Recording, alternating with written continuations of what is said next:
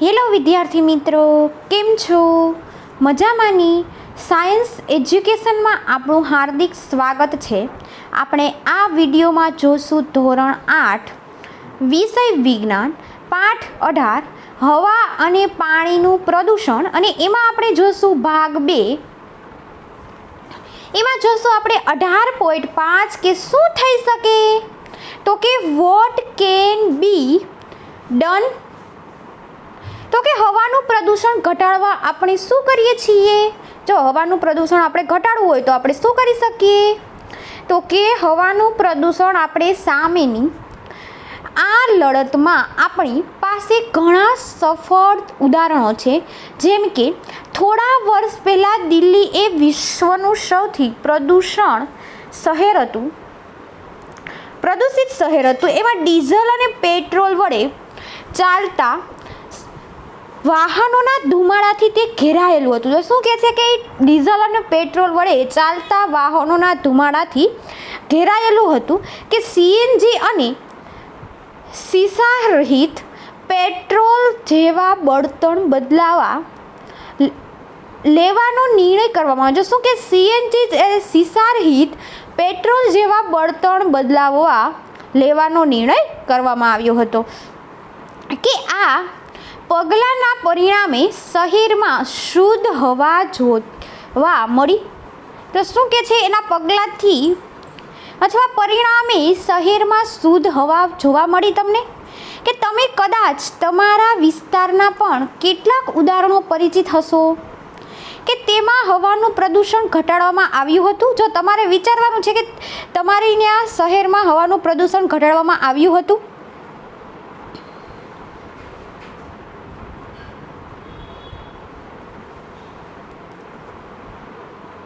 અને તેને તમારા મિત્ર સાથે ચર્ચા કરો. જો તમને અહીંયા આકૃતિ બતાવી છે કે સીએનજીથી ચાલતી જાહેર વાહનની વાહન વ્યવહારની બસ છે. જો કે શું તમે ફટાકડાને મનાઈ અથવા અભિયાન કે જે ઘણી બધી શાળાઓ વિદ્યાર્થીઓ દ્વારા આયોજિત હોય છે તેના વિશે જાણો છો તમે, કે તેનાથી દિવાળી દરમિયાન હવાના પ્રદૂષણના સ્તરમાં નોંધપાત્ર ફેરફાર નોંધાય છે. જો શું કહે છે, આપણે દિવાળી ઉપર ફટાકડા ફોડીએ અને એ હવામાં પ્રદૂષણ થાય એટલે એ સ્તરમાં નોંધપાત્ર ફેરફાર નોંધાય છે. કે સરકારી તથા અન્ય સંસ્થાઓ જુદા જુદા સ્થળોએ હવાની ગુણવત્તાની ચકાસણી નિયમિત રીતે કરે છે. કે આપણા આડોશ પાડોશ તથા મિત્ર સાથે આ માહિતી આપણે આપલે કરી અને જાગૃતિ પેદા કરી શકીએ. જો શું કહે છે કે આપણે આડોશ પાડોશ અથવા આપણા મિત્ર સાથે આપણે ચર્ચા કરીને આપણે જાગૃતિ પેદા કરી શકીએ. આપણી ઉર્જાની જરૂરિયાતો માટે અશ્મિ બળતણને બદલે આપણે વૈકલ્પિક બળતણ વાપરવાની જરૂરિયાત ઊભી થઈ છે. જો શું કહે છે કે અશ્મિ બળતણના બદલે આપણે જે પ્રકારના વૈકલ્પિક બળતણ વાપરીએ છીએ એની જરૂરિયાત ઊભી થઈ છે, અને તે સૌર ઉર્જા, જળ વિદ્યુત અને પવન ઉર્જા હોઈ શકે. જો શું હોઈ શકે છે, એ સૌર ઉર્જા અથવા જળ વિદ્યુત ઉર્જા અથવા પવન ઉર્જા હોઈ શકે છે.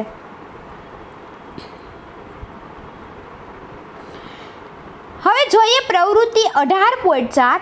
તો કે તમારી શાળાએ જવા માટે તમારી પાસે ઘણા વિકલ્પો છે. જો શું છે, તમને ઘણા વિકલ્પો છે, કે જેવા કે આપણે ચાલીને જવું, સાયકલથી જવું, બસ દ્વારા જવું, કે જાહેર વાહન વ્યવહાર દ્વારા જવું, કે ખાનગી મોટર દ્વારા જવું, કે મોટરમાં સાથે જવું. તમારા વર્ગના અથવા આ દરેક વિકલ્પની હવાની ગુણવત્તા પર શું અસર થાય તેવી ચર્ચા કરો. જો તમને એવું ઉદાહરણ આપ્યું છે કે તમારે શાળાએ જવું હોય તો ઘણા બધા વિકલ્પો છે, કે તમારે ચાલીને જવાનું, સાયકલ લઈને જવાનું, બસમાં જવાનું, એવા વગેરે વગેરે ઓપ્શન છે તમને. કે આપણા તરફથી નાનકડો ફાળો એ પર્યાવરણની અવસ્થામાં મોટો ફેરફાર કરી શકે. જો આપણે એક નાનકડો ફાળો આપીએ તો આપણા પર્યાવરણની અવસ્થામાં ફેરફાર પડી જશે. આપણે વૃક્ષ વાવીએ તથા જે આડોશ પાડોશ હોય તેને ઉછેરીએ. જો આપણે વૃક્ષ વૃક્ષને વાવવાના છે અને આડોશ પાડોશમાં હોય તેને ઉછેરીએ. શું તમે વન મહોત્સવ વિશે જાણો છો કે જેમાં દર જુલાઈમાં લાખો વૃક્ષ વાવવામાં આવે છે? જો શું કે દર જુલાઈ હોય ત્યારે લાખો મોઢે વૃક્ષો વાવવામાં આવે છે. જો તમને એ આકૃતિમાં ચિત્ર પણ બતાવ્યું છે, કેટલા ઘણા બાળકો છે એ જો છોડ વાવતા બાળકો જોવા મળે છે તમને. કે બુજોને પહેલી એકવાર એવા વિસ્તારમાં જઈ ચડ્યા કે જ્યાં કેટલાક લોકો સૂકા પાંદડાઓ બાળી રહ્યા હતા. જો બુજોને પહેલી એ એક એવા વિસ્તારમાં ગયા અથવા એવા વિસ્તારમાં જઈ ચડ્યા કે ત્યાં લોકો સૂકા પાંદડાને બાળી રહ્યા હતા અને આખા વિસ્તારમાં ધુમાડો ફેલાયો હોવાથી તેમને ઉધરસ આવતી હતી. જો શું કે છે, એ ધુમાડો કરે એટલે આખા બધા શહેરમાં બધા લોકો રહેતા હતા એને ધુમાડો ફેલાયો હતો અને ઉધરસ આવતી હતી. અને પહેલીએ વિચાર્યું કે બાળવા કરતાં ખાતરના ખાડામાં મૂકવા વધુ યોગ્ય છે. તમને શું લાગે છે? હવે આપણે જોઈએ 18.6 તો કે જળ પ્રદૂષણ. તો કે તમે ધોરણ 7માં તમે શીખ્યા જ છો કે પાણી એક કિંમતી સ્ત્રોત છે. જો પાણી છે એ કેવો સ્ત્રોત છે? વધારેમાં વધારે કિંમતી સ્ત્રોત છે. આપણે પાણી જોઈતું હોય તેવી પ્રવૃત્તિઓને વિચારીને તમે યાદ કરો કે જો આપણે જોયું કે વધતી જતી વસ્તી, ઉદ્યોગો તથા ખેત પ્રવૃત્તિના લીધે તેનું પ્રમાણ ઘટતું જાય છે. જો વિસ્તાર વસ્તી વધારો થાય અથવા ઉદ્યોગો અથવા ખેત પ્રવૃત્તિના લીધે પાણી છે એ ઘટતું જાય છે. તમે એ પણ શીખ્યા છો કે આપણે કાપડ ધોવા, નાહવા જેવી પ્રવૃત્તિ દ્વારા પાણી કઈ રીતે ગંદુ થાય છે? જો શું કે છે, આપણે કપડાં ધોવા, નાહવા એ રીતે આપણે પાણી કેમ ગંદુ થઈ જાય છે? એનો અર્થ એમ થાય છે કે પાણીમાં કંઈક પદાર્થ ઉમેરીએ છીએ. જો શું કે છે, આપણે પાણીમાં કઈ પદાર્થ ઉમેરીએ છીએ જે તેની ગુણવત્તાને બગાડે છે અને તેની ગંધ તથા રંગમાં ફેરફાર કરે છે. જો ગંધ અથવા તે રંગમાં પણ ફેરફાર જોવા મળે છે. જ્યારે નુકસાનકારક પદાર્થો જેવા કે મળમૂત્રનો બગાડ, ઝેરી રસાયણો, કાદવો વગેરે પાણી સાથે ભળી જાય છે ત્યારે પાણી પ્રદૂષિત થાય છે. જો આટલી વસ્તુ છે એ કાદવ અથવા ઝેરી રસાયણો, કાદવ વગેરે પાણી સાથે ભળી જાય છે અને તે પાણીને પ્રદૂષિત થાય છે. અને જે પદાર્થો પાણીને પ્રદૂષિત કરે છે તેને જળ પ્રદૂષકો કહે છે. જો એક માર્કમાં ક્વેશ્ચન પૂછાશે કે જળ પ્રદૂષકો કોને કહે છે? તો કે જે પદાર્થો પાણીને પ્રદૂષિત કરે છે તેને જળ પ્રદૂષકો કહે છે. જો તમને અહીંયા ગંગા નદીનું વહેણ બતાવ્યું છે, નકશો છે જુઓ. હવે જોઈએ આપણે પ્રવૃત્તિ 18.5 તો કે પાણીના જુદા જુદા નમૂના નળ, તળાવ, નદી, કૂવા અને સરોવરથી એકઠા કરો અને દરેકને અલગ અલગ કાચના પાત્રમાં રેડો. દરેક ગંધ, એસિડિકતા અને રંગની તુલના કરો કે નીચેના કોષ્ટક ભરો. જો તમને અહીંયા નળનું પાણી, એની ગંધ, એસિડિકતા અને રંગ જો તમારે જોવાનું છે, એની ગંધ જોવાની છે, એની એસિડિકતા અને એનો રંગ કેવો થઈ જાય છે, તો કે જો તમારે પહેલાં નળનું પાણી લેવાનું છે, પછી તળાવનું પાણી લેવાનું છે, પછી નદીનું પાણી લેવાનું છે, પછી કૂવાનું પાણી અને પછી સરોવરનું પાણી લેવાનું અને એમાં તમારે તપાસવાનું છે એની ગંધ કેવી છે, એની એસિડિકતા કેવી છે અને તેનો રંગ કેવો છે. હવે આવે છે 18.7 તો કે પાણી કઈ રીતે પ્રદૂષિત થાય છે? તો કે કેસ સ્ટડી આવે છે એમાં. તો કે ગંગા ભારતીય સૌથી પ્રખ્યાત નદીઓની એક છે. જો શું કે છે, ગંગા છે એ ભારતની સૌથી પ્રખ્યાત છે એ નદીઓની એક છે અને જે ઉત્તર, મધ્ય તથા પૂર્વ ભારતની લગભગ તમામ વસ્તીનો નિભાવ કરે છે. જો તેની ઉત્તર, પૂર્વ અને લગભગ એવા તમામ વસ્તીનો નિભાવ કરે છે. જો તમને અહીંયા બતાવ્યું જ છે ગંગા નદીનું વહેણ, એમાં જો હિમાલય જોવા મળે છે, ભૂટાન, બાંગ્લાદેશ, પશ્ચિમ બંગાળ, કોલકાતા, બંગાળની ખાડી, બિહાર, પટના, વારાણસી, નેપાળ, ઉત્તર પ્રદેશ, કાનપુર, ન્યૂ દિલ્હી, ગંગોત્રી, ગૌમુખી, હરિદ્વાર, અલ્હાબાદ. એ તમને ભારત જો તમને આ બધું નકશામાં જોવા મળે છે કે લાખો લોકો તેમની રોજિંદી જરૂરિયાતો તથા આજીવિકા માટે તેના ઉપર આધારિત છે. જો શેના માટે કે એ જો લાખો લોકો છે એની રોજિંદી જરૂરિયાત અને આજીવિકા માટે તેના પર આધારિત છે કે world wide fund for nature, તો કે WWF. જો એનું ફૂલ ફોર્મ પૂછાઈ શકે કે WWF નું ફૂલ ફોર્મ શું થઈ શકે, તો કે world wide fund for nature દ્વારા તાજેતરમાં થયેલા એક અભ્યાસને આધારે ગંગા વિશ્વની 10 મુખ્ય ખતરાજનક નદીઓમાંથી એક છે. જો કેવી છે એ વિશ્વની 10 મુખ્ય ખતરાજનક નદીમાંથી એક છે કે આપણે આ અવસ્થામાં પહોંચવાનું એક કારણ છે કે ગામ અને શહેરો કે જ્યાંથી નદી વહે છે. શું કે છે? ગામ અથવા શહેરો છે ત્યાંથી નદી વહે છે, ત્યાંથી તેમાં મોટા જથ્થાનો કચરો, મળમૂત્ર, મૃતદેહો અને બીજી ઘણી નુકસાનકારક વસ્તુઓ સીધી જ નદીમાં ઠાલવીએ છીએ. હકીકતમાં તો નદી ઘણી જગ્યાએ મૃત થઈ જાય છે, પણ જ્યાં પ્રદૂષણનું સ્તર એટલું ઊંચું છે. જો શું કહે છે કે હકીકતમાં જો આપણે જે નદી ઘણી જગ્યાએ મૃત થઈ જાય છે પણ ત્યાં પ્રદૂષણનું સ્તર છે એ ઊંચું છે એટલે વધારે છે કે તેમાં કોઈ પણ જલીય જીવન ટકી શકતું નથી. જો જલીય જીવન છે એ ટકી શકતું નથી કે નદીને બચાવવા માટે એક આસ્થાપદ કાર્યક્રમ જેનું નામ ગંગા એક્શન પ્લાન છે. કેવું છે? Ganga action plan.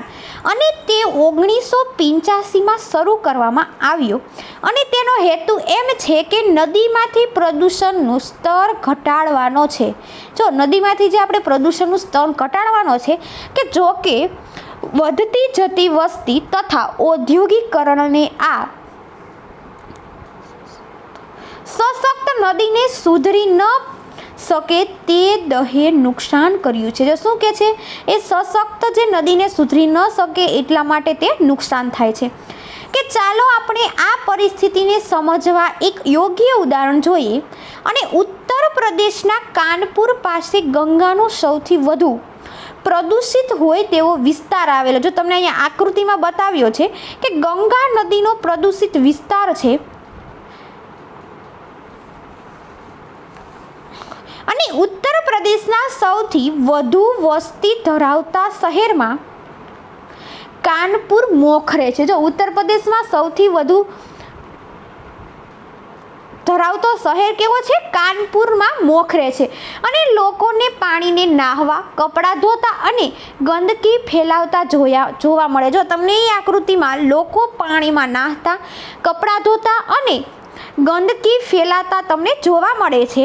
તેઓ નદીમાં કચરો, ફૂલ, દેવી દેવતાની મૂર્તિઓ તથા જૈવ અવિઘટનીય અથવા પોલિથીનની બેગ, પ્લાસ્ટિકની કોથળીઓ ફેંકે છે. જો નદીમાં એ નદીને પ્રદૂષિત કરવા કઈ કઈ વસ્તુ ફેંકે છે તો કે નદીમાં કચરો, ફૂલ, દેવી દેવતાની મૂર્તિઓ અથવા જૈવ વિઘટનીય પોલિથીનની બેગ અને પ્લાસ્ટિકની કોથળીઓ ફેંકે છે.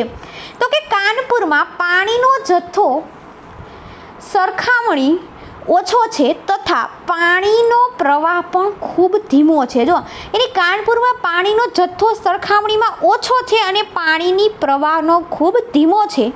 કે વધુમાં કાનપુર 5000થી પણ વધુ કારખાના છે. શું કહે છે? કાનપુરમાં 5000થી પણ વધુ કારખાના જોવા મળે છે અને તેમાં ખાતર, ડિટર્જન્ટ, ચામડું તથા રંગના કારખાનાનો સમાવેશ થાય છે.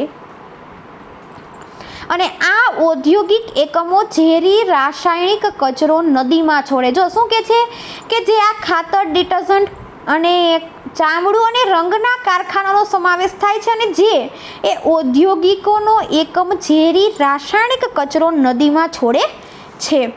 કે ઉપર માહિતીને આધારે નીચેના પ્રશ્નના જવાબ વિશે વિચારો તમે. તો કે નદીમાં પ્રદૂષણ માટે જવાબદારો પરિબળ કયા કયા છે? તો બીજું છે કે ગંગાને તેની પેરાણી ગરિમા આપવા કયા પગલાં લેવા જોઈએ? અને ત્રીજું છે કે કચરાના નિકાલ માટે અથવા કચરાના નિકાલ વગેરે નદીમાંના સજીવ પર કઈ રીતે અસર કરે છે? તો કે ઘણા ઉદ્યોગો નદી તથા ઝરણામાં નુકસાનકારક રસાયણોને છોડે છે. તેના ઉદાહરણ ઓઇલ રિફાઇનરી, કાગળના કારખાના, કાપડની તથા જો તમને અહીંયા નદીમાં છોડાયેલા ઔદ્યોગિક કચરો બતાવ્યો છે, ખાંડની મિલ તથા રાસાયણિક ફેક્ટરીઓ છે. જો આટલી તમને ફેક્ટરીઓ જોવા મળે છે. તો કે ઓઇલ રિફાઇનરી, કાગળના કારખાના અથવા કાપડ તથા ખાંડના મિલ તથા રાસાયણિક ફેક્ટરીઓ જોવા મળે છે. અને આ ઉદ્યોગો પાણીમાં રાસાયણિક પ્રદૂષણ ફેલાવે છે અને જે રસાયણો છોડવામાં આવે. જો શું કહે છે કે આ ઉદ્યોગોવાળા છે એ પાણીમાં રસાયણો પ્રદૂષિત ફેલાવે છે અને જે રસાયણો છોડવામાં આવે છે તેમાં આર્સેનિક, સીસુ અને ફ્લોરાઇડ્સ હોય છે. જો તેમાં 3 વસ્તુ જોવા મળે છે. તો કે આર્સેનિક, સીસુ અને ફ્લોરાઇડ્સ જોવા મળે છે, જે વનસ્પતિ અને પ્રાણી માટે ભારે ઝેરી છે. જો વનસ્પતિ અને પ્રાણી હોય એના માટે એ ભારે ઝેરી છે કે જો એ એનાથી પ્રાણી છે એ મૃત પણ થઈ શકે છે. અને જે વનસ્પતિ અને પ્રાણી માટે ભારે ઝેરી છે, કેવો છે? ઝેરી છે. અને તેને અટકાવવાનો ઉપાય છે કે ઔદ્યોગિક કચરો નિકાલ કરતા પહેલા તેના પર પ્રક્રિયા કરવી જોઈએ. શું કહે છે કે ઉદ્યોગોનો જે કચરો છે એ નિકાલ કરે એના પહેલાં આપણે પ્રક્રિયા કરવી જોઈએ. અને પરંતુ મોટા ભાગ નિયમોનું પાલન થતું નથી. જો શું કહે છે? મોટા ભાગે નિયમોનું પાલન થઈ શકતું નથી. અને અશુદ્ધ પાણી પર ભૂમિને અસર કરે. જો અશુદ્ધ પાણી હોય એટલે એ ભૂમિને પણ અસર કરે છે. આથી તેની એસિડિકતા અને તેમાં કૃમિની વૃદ્ધિ વગેરે ફેરફાર થાય છે. જો શું કહે છે? એની એસિડિકતા તથા કૃમિની વૃદ્ધિ વગેરેમાં ફેરફાર થાય છે. કે અગાઉ પ્રકરણ આપણે પાકના રક્ષણ માટે જંતુનાશકો તથા નીંદણનાશકનો મહત્વ વિશે આપણે શીખ્યા હતા કે જો કે આ બધા રસાયણો પાણીમાં દ્રાવ્ય થઈને ધોવાઈ જાય છે. જો રસાયણો છે એ પાણીમાં દ્રાવ્ય થઈને ધોવાઈ જાય છે તથા ખેતરોમાં, જળાશયમાં ભળે છે. ખેતરો અને જ્યાં જળાશયો નજીક આવેલા હોય ત્યાં ભળી જાય છે અને તેઓ જમીનમાં ઉતરી અને ભૂગર્ભ જળને પ્રદૂષણ અથવા પ્રદૂષિત કરે છે. જો એ ભૂગર્ભ જળ અથવા એ જમીનમાં ઊંડે સુધી ઉતરી જાય છે અને તે ભૂગર્ભ જળને પ્રદૂષિત કરે છે. કે શું તમે એવા તળાવ જોયા છે કે જેમાં પુષ્કળ લીલ ઉગતી હોવાને લીધે દૂરથી લીલા દેખાય છે? જો પુષ્કળ લીલ ઉગતી હોય એટલે તમને એ લીલું દેખાય છે. આવું થવાનું કારણ ખેતરોમાં ખૂબ જ વધારે જથ્થામાં રસાયણો ધોવાય છે અને જે લીલના વિકાસ માટે પૌષ્ટિક દ્રવ્યોનું કામ કરે છે. શું કહે છે? એ ખેતરોમાં ખૂબ જ વધારે જથ્થામાં રસાયણો ધોવાણ છે અને જે લીલ અને વિકાસ માટે પૌષ્ટિક દ્રવ્યોનું કામ કરે છે કે એકવાર લીલ મૃત થાય ત્યારે તે વિઘટકો માટે ખોરાકના કામમાં આવે. જો શું કહે છે? એ જે લીલ છે એ મૃત થઈ જાય છે એટલે જે વિઘટકો માટે ખોરાકના કામમાં આવે છે અને જળાશયોમાંથી પુષ્કળ ઓક્સિજન વપરાય. જો જળાશયો હોય એમાંથી પુષ્કળ ઓક્સિજનો વપરાય છે,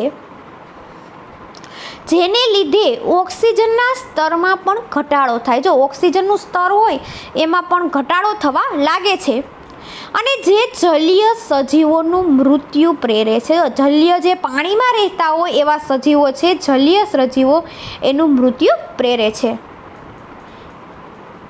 હવે આવે છે પ્રવૃત્તિ 18.6.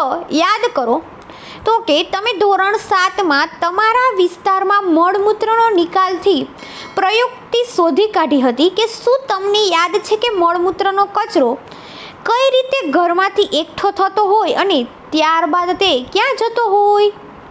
તો કે કેટલીક વાર આપણે પ્રક્રિયા કર્યા વગરનો જ મળમૂત્રનો કચરો સીધો જ નદીમાં ફેંકવામાં આવે છે, જેમાં ખાદ્ય પદાર્થોનો કચરો, ડિટર્જન્ટ, સૂક્ષ્મ જીવાણુઓ વગેરે હોય છે. જો એમાં કેવો હોય? ખાદ્ય પદાર્થનો કચરો, ડિટર્જન્ટ અને સૂક્ષ્મ જીવાણુઓ વગેરે હોય છે. કે શું મળમૂત્ર દ્વારા ભૂગર્ભ જળ પ્રદૂષિત થાય છે કે કઈ રીતે?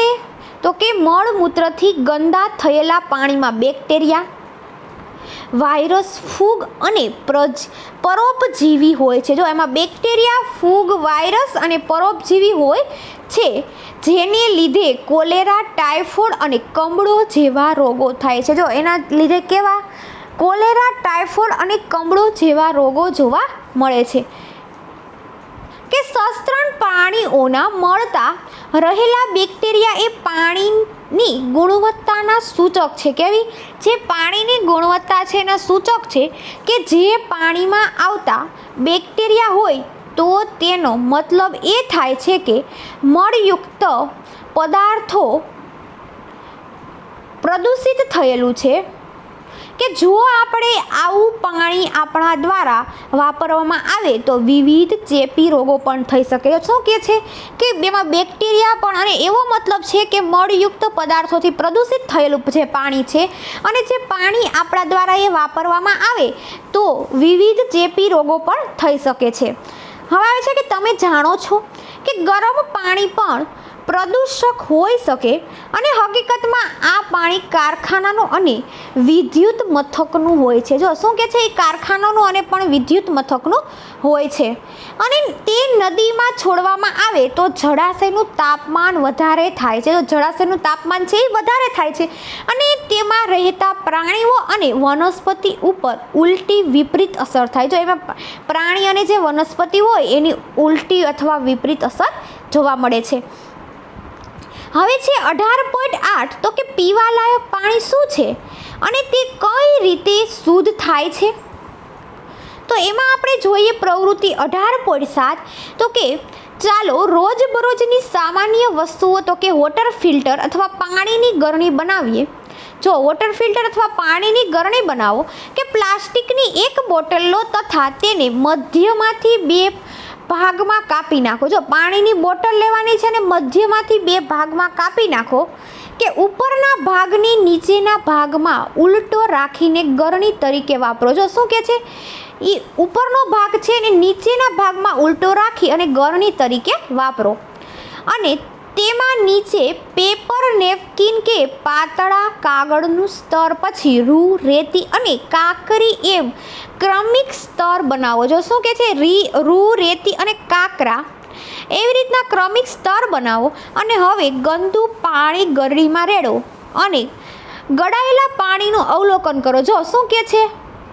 કે જે ગળાયેલું પાણી છે એનું અવલોકન કરો. કે તમારા જૂથમાં તથા શિક્ષક સાથે નીચેની ચર્ચા કરો. એમાં પહેલું છે કે પીતા પહેલાં આપણને પાણી ગાળવાની શા માટે જરૂર પડે છે? બીજું છે કે તમારું પીવાનું પાણી તમે ક્યાં મેળવો છો? અને ત્રીજું છે કે પ્રદૂષિત પાણી પીવાથી આપણને શું થાય છે? તો કે આપણે પ્રદૂષિત પાણી પીએ એટલે આપણને નુકસાન પહોંચે છે અને આપણી તબિયત બગડે છે. બુજો ખૂબ જ ઉદાસ છે અને તે પહેલીને કહે છે કે ચોખ્ખું દેખાતું હતું તેવું પાણી પીધું હતું, જેમાં કોઈ જ વાસ આવતી ન હતી, છતાં તે માંદો પડ્યો. જો શું કહે છે? કે ચોખ્ખું દેખાતું પાણી તે એવું પીધું હતું કે જેમાં વાસ ન આવતી હોય, છતાં તું કેમ માંદો પડ્યો?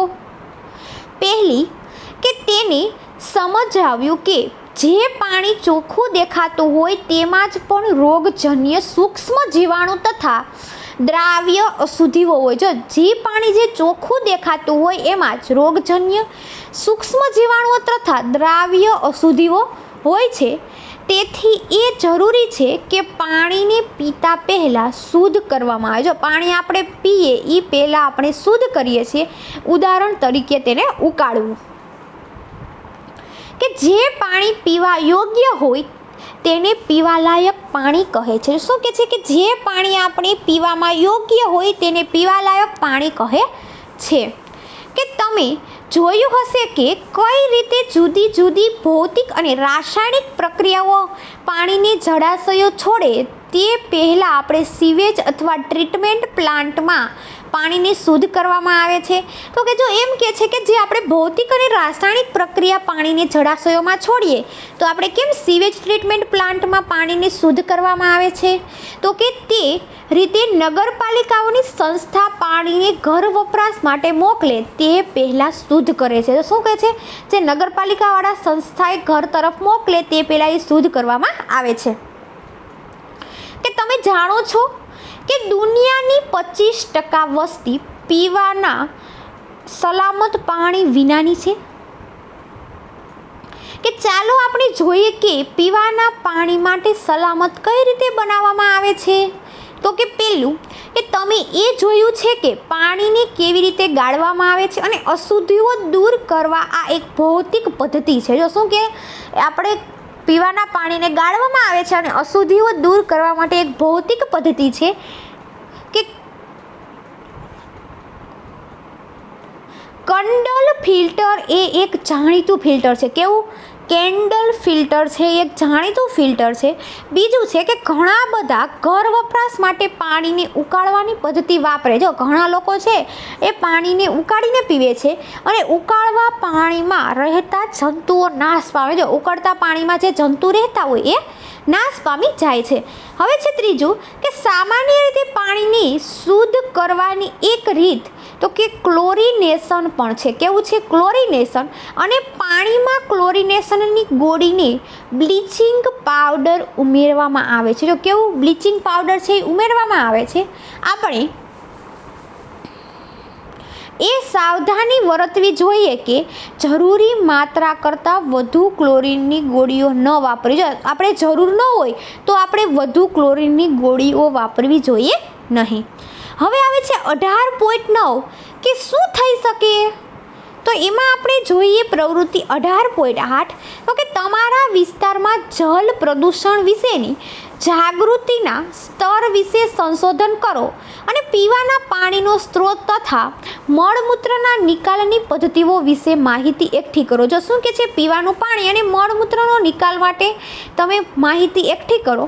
કે સામાન્ય રીતે સમાજમાં થતા પાણીજન્ય રોગો ક્યાં છે અને તમે તમારા સ્થાનિક ડૉક્ટર અથવા સ્વાસ્થ્ય કર્મીને આ માટે મળી શકો છો. કે આ બાબત પર કામ કરતી સરકારી અને બિન સરકારી સંસ્થાઓ કઈ છે અને જનજાગૃત માટે તેઓ કયા પગલાં લે છે. જો સરકારી અને બિન સરકારી સંસ્થાઓ કઈ છે અને જનજાગૃત માટે તે કેવા પગલાં લે છે. કે નદી કે તળાવમાં પ્રદૂષિત પાણી સીધું ન ઠલવાય તે માટે આપણે ઔદ્યોગિક એકમો માટેના કાયદાઓને સખ્તાઈથી અમલ થવો જોઈએ. શું કહે છે? કે નદીમાં કોઈ પ્રદૂષિત પાણી ન ઠલવાય એ માટે આપણે ઔદ્યોગિક અને કાયદાઓથી આપણે સખ્તાઈ અમલ થવો જોઈએ.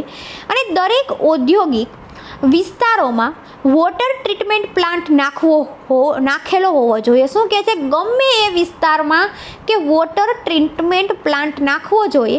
અને પોતાના સ્તરે પણ આપણે પાણીને જાણી વિચારીને વાપરવું જોઈએ. કેવું? એને જાણી વિચારીને વાપરવું જોઈએ અને તેનો બગાડ ન કરવો જોઈએ. શું? જો આપણે પાણી જોઈએ જરૂર પૂરતું જ વાપરવાનું છે, એનો બગાડ નથી કરવાનો.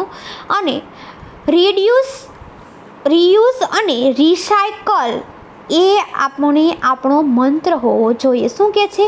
રિડ્યુસ, રિસ્યુઝ અને રિસાયકલ એ આપણો મંત્ર હોવો જોઈએ. કે તમારા રોજિંદા કાર્યો વિશે વિચારો તો તમે પાણી કઈ રીતે બચાવી શકો? તો કે આપણે ધોવા માટે અને ઘરમાં અન્ય કામ માટે સર્જનાત્મક વિચારીએ તો આપણે પાણીને જ ફરી વાપરી શકીએ? તો કે ઉદાહરણ તરીકે શાકભાજી ધોવામાં વાપરેલ પાણી એ બગીચાના છોડને નાખવા માટે વાપરી શકાય. જો આપણે જે શાકભાજી ધોયેલું હોય એ પાણીને આપણે ફેંકી દેવાનું નથી, એ પાણીને આપણે બગીચામાં જે છોડ વાવેલા હોય તેમાં નાખી દેવાનું છે. અને પ્રદૂષણ હવે કઈ દૂરની વાત નથી રહી કે તે આપણા રોજિંદા જીવનની ગુણવત્તા પર અસર કરી રહ્યું છે. જો શું કહે છે કે એ કઈ આપણે દૂરની વાત નથી કે આપણા રોજિંદા જીવન પર અસર કરી રહ્યું છે, કે જો આપણે બધા આપણી જવાબદારી નહીં સમજીએ અને પર્યાવરણલક્ષી પ્રદૂષણો નહીં વાપરીએ તો આપણા ગ્રહનું ટકી રહેવા જોખમ ભર્યું છે. શું કે છે? આપણા જે ગ્રહનું ટકી રહેવું છે એ જોખમ ભર્યું છે.